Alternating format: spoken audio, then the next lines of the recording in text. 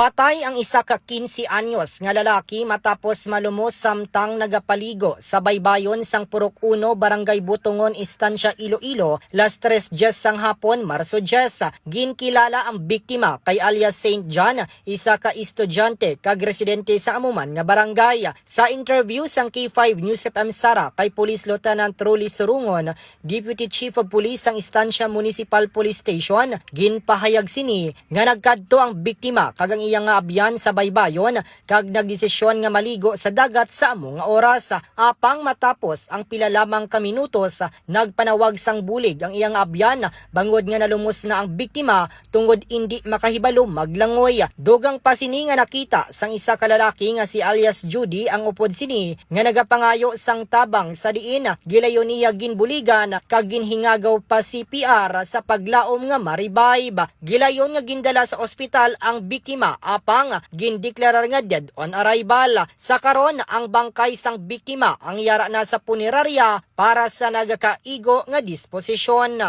Ini si K5 Raji Plazuela Di Mayo para sa Kampiyon nga Balita, serbisyo publiko kag kalingawan sa Quinto Distrito.